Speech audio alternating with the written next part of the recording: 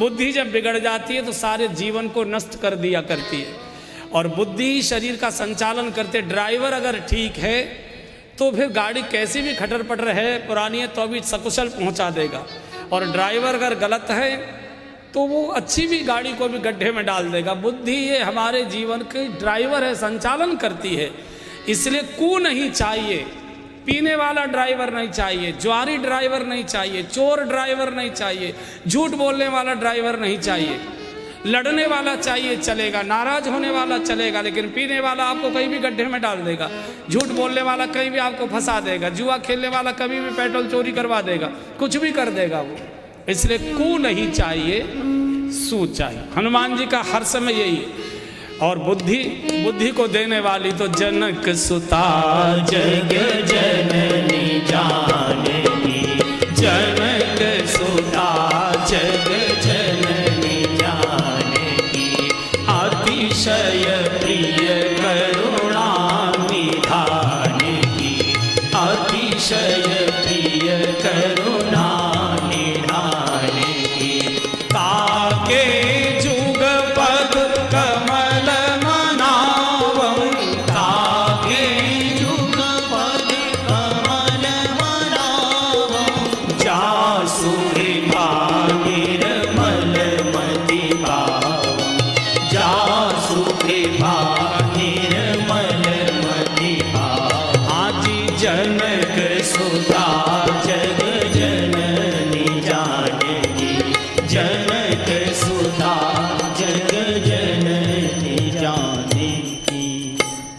भक्ति महारानी बुद्धि देती है। हमारे वेदों में महामंत्र है गायत्री मंत्र, इसमें चूंकि बुद्धि की ही मांग की गई है, केवल मेरी बुद्धि ठीक रहे, धियो यो नः प्रचोदयात्, इसलिए इसको महामंत्र की श्रेणी दी है।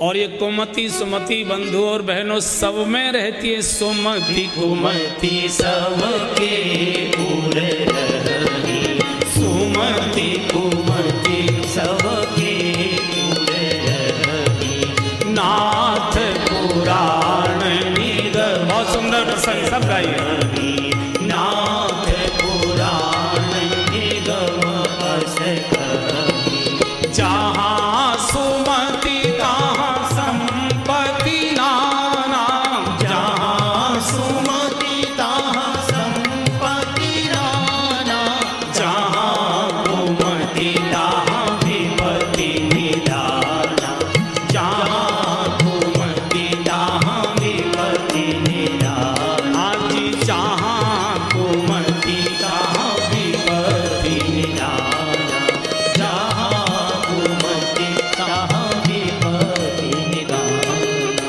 सुमति कुमति सबके अंदर रहती है। बहुत महत्वपूर्ण प्रसंग है, बहुत ध्यान से सुनिए। अच्छे संस्कार और बुरे संस्कार, अच्छी बातें और बुरी बातें, अच्छी बुद्धि और बुरी, सबके मन में एक समान एक जैसी रहती है। जितने सद्गुण एक साधु में होते हैं उतने ही सद्गुण एक पापाचारी में भी होते हैं। जितने दुर्गुण एक पापाचारी में होते हैं उतने ही बुद्धि में दुर्गुण एक सदाचारी में भी होते हैं। अंतर कुछ नहीं है, भगवान बिल्कुल बराबर देता है। बस अंतर इतना है, सदाचारी सद्गुणों का सदुपयोग करता है, दुराचारी दुर्गुणों का दुरुपयोग करता है। सत्संग केवल एक ही काम करता है, सदाचार के कमरे को खोल देता है और दुराचार के कमरे में, दुर्विचारों के कमरे में ताला लगाकर चाबी यमुना जी में भिगवा देता है। बस सत्संग और कोई काम नहीं करता, केवल इतना ही करता है। विचार सबके अंदर एक जैसे ही रहते हैं। ये मेरा आज का विषय नहीं है, लेकिन मैं केवल आपको पुष्ट करने के लिए बोल रहा हूँ। बड़े बड़े अच्छे स्तर के साधु संत भी कई बार देखिए ना, गलतियों में आ जाते हैं, दुर्गुणों में फंस जाते, वो फंसते नहीं हैं, वो दुर्गुण तो रहते ही थे, संयोग से उनके दुर्गुण की खिड़की दरवाजा खुला रह गया, बंद नहीं कर पाए और उसमें से दुर्गुण निकल गए और महात्मा को भी गड्ढे में गिरा दिया उन्होंने। इसलिए हर समय ताले कुंडी, जैसे माताएं कथा में आएंगी, चाबी रखी के नहीं रखी, कमरा बंद के नहीं, अलमारी बंद के नहीं, रसोई बंद के नहीं, दरवाजा बंद के नहीं। जैसे माताएं कहीं भी जाती हैं तो 24 घंटे यही चिंता करती हैं। बाहर भी जाएंगी तो बच्चों से फ़ोन करेगी, कमरा तो नहीं खुला है, अलमारी तो नहीं खुली है, रसोई की दरवाजा। तो जैसे हर समय वो ये ध्यान रखती हैं कि दरवाजे खिड़की कुंडी बंद चाहिए, बंधुओं और बहनों, उसके भीतर बड़ी ताकत होती है दुर्गुणों के अंदर। वो आपस में झगड़ा करते करते जो ताला वगैरह लगाया है उसे तोड़ देते हैं, दरवाजा खोल के बाहर निकल आते हैं। और सद्गुणों को बाहर निकालने के लिए बड़ी मेहनत करनी पड़ती है। महात्माओं को 8-8, 9-9 दिन चिल्लाना पड़ता है, चीखना पड़ता है, खुशामद कर करके बैठक के बुलाना पड़ता है, तब बड़ी मुश्किल से एक आधा सद्गुण प्रवेश करता होगा। इसलिए ये दुर्गुणों के द्वार कहीं खुल न जाएं, सद्गुणों की खिड़की दरवाजे के कुंडे सड़कोड़े लग न जाएं, इसके लिए हर समय चिंता करिए। दुनिया को सुधारने की बिल्कुल कोशिश मत करिए। दुनिया में कोई किसी को न सुधार पाया है न सुधार पाएगा, भगवान भी नहीं सुधार पाए। भगवान श्री कृष्ण के भी परिवार के बाल बच्चे सब बिगड़ गए, कोई किसी को नहीं सुधार सकता। व्यास पीठ की ये मान्यता है कि आप कम से कम मत बिगड़िए, दुनिया अपने आप सुधर जाएगी, दुनिया का ठेका मत लीजिए। अगर सबको सुधारने की कोशिश करोगे सिर दर्द होगा और विक्स और बाम भी अपना काम करना बंद कर देगी।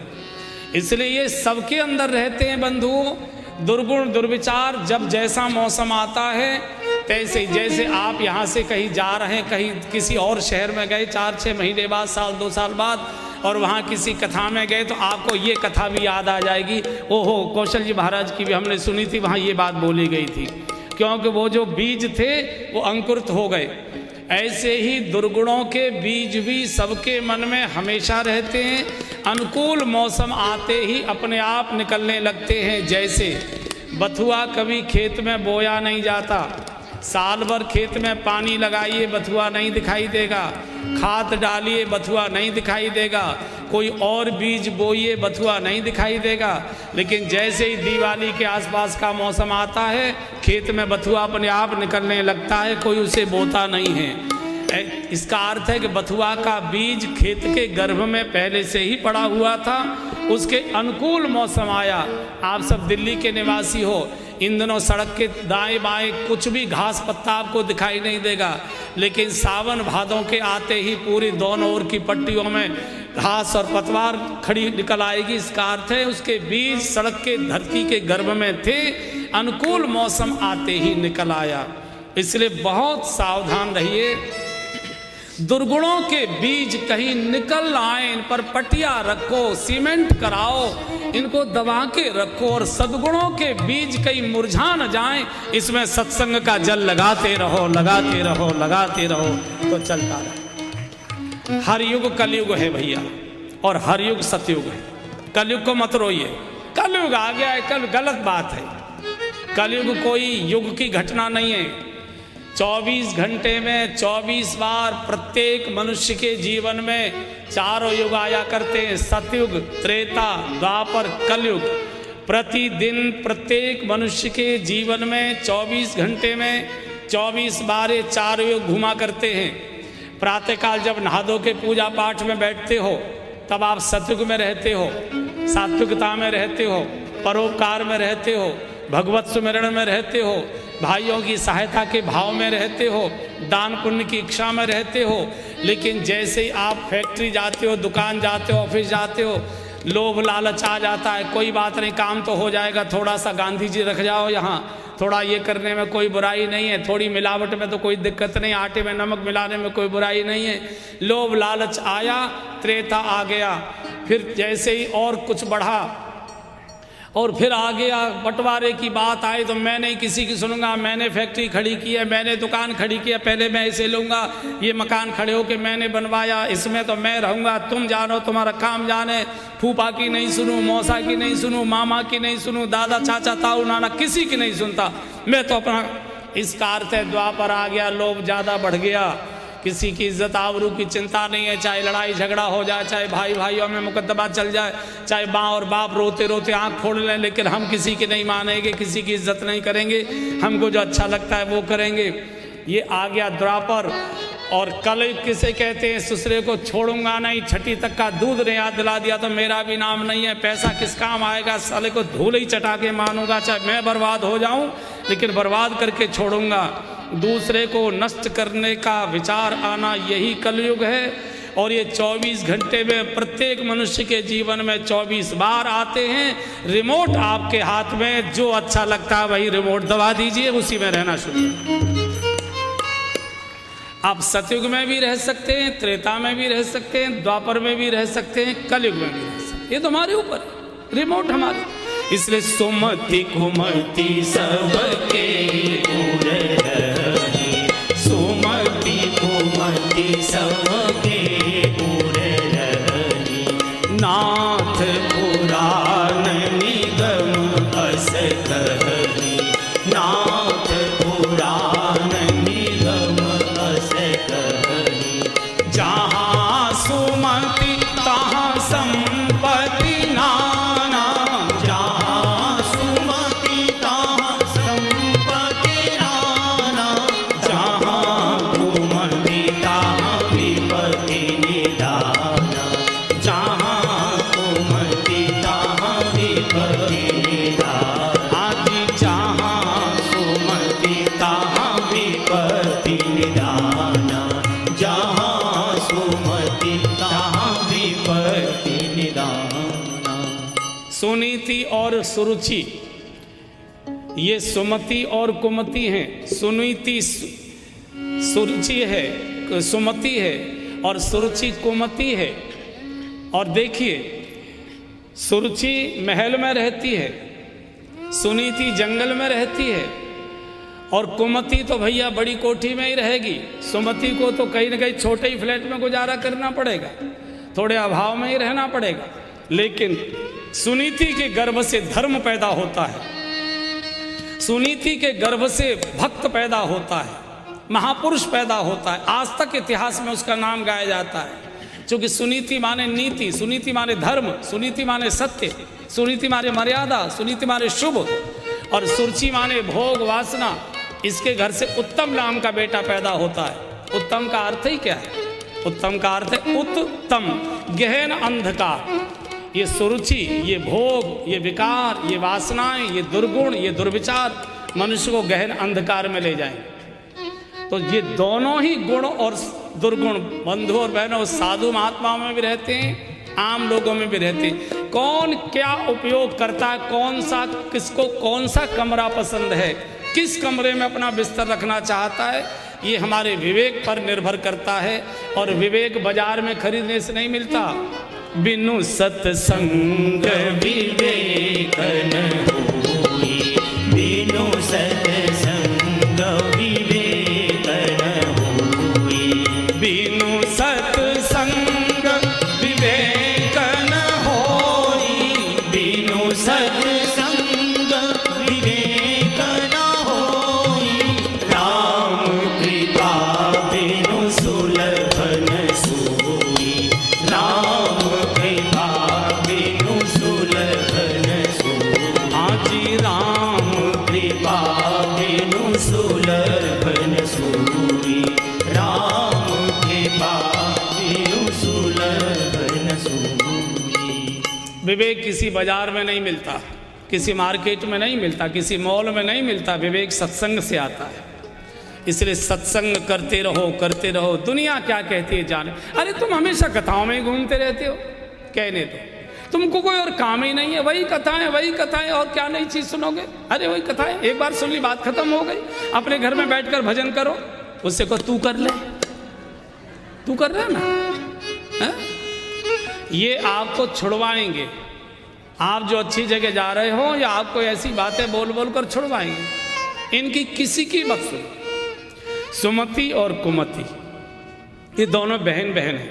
आपको मालूम है, बहनों में प्यार बहुत होता है और बहनों में ईर्ष्या भी बहुत होती है, दोनों ही बातें होती हैं। तो एक, और ये ब्रह्मा जी ने बनाई सुमति भी और कुमति भी। एक दिन दोनों बहनें मायके में आई पिताजी से मिलने। तो कुमति ने पिताजी से कहा, पिताजी आपने इसे भी बनाया है और मुझे भी बनाया है। दुनिया इसको आदर देती है, इसको प्यार करती है, इसका सम्मान करती है, और मुझे सब फटकारते हैं, मुझे मेरी आलोचना होती है, मुझे कोई पसंद नहीं करता है। तो क्या मैं कोई बुरी लगती हूँ? क्या मैं इतनी खराब हूँ क्या? अब बाप कैसे कहे? बाप कहे, नहीं बेटी, तुम तो बड़ी मलूक लगती हो, बड़ी सुंदर हो, बड़ी अच्छी। बोले नहीं, अगर मलूक हूँ, सुंदर हूँ, तो इसको तो सब लोग चाहते हैं और मुझे सब लोग फटकारते हैं, ऐसा क्या मतलब है? आप बताइए। बाप ने टालने की कोई नहीं बेटी, ऐसा नहीं है, लोगों की भूल है, तुम भी बड़ी सुंदर, ये भी बड़ी सुंदर, दोनों एक से जाओ। बोले नहीं मैं नहीं जाऊँगा, आज मैं आई इसलिए हूँ, पहले बताइए इसमें क्या खास बात है और मेरे अंदर क्या गलत बात है जो मुझे लोग पसंद नहीं करते। अब ब्रह्मा जी ने सोचा कि तो मानेगी नहीं, क्या करें। तो ब्रह्मा ने कहा अच्छा ऐसा करो, दोनों चल के दिखाओ, जब चल के दिखाओगे तो बता देंगे कि तुम में ये कमी है, तुम में ये कमी है।